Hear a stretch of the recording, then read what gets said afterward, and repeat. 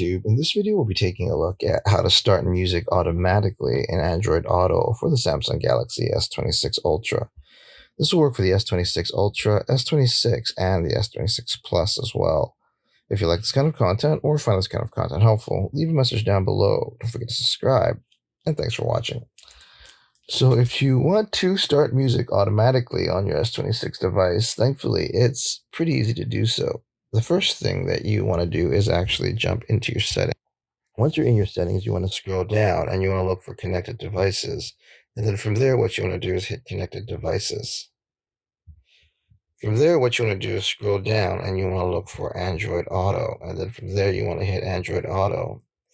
And then from there, what you want to do is scroll down and you want to look for Start Music Automatically. And you can use the toggle switch to turn that on or off. And there you have it, everyone. Just a quick tip on how to start music automatically on your Android Auto for the Samsung Galaxy S26 series of phones.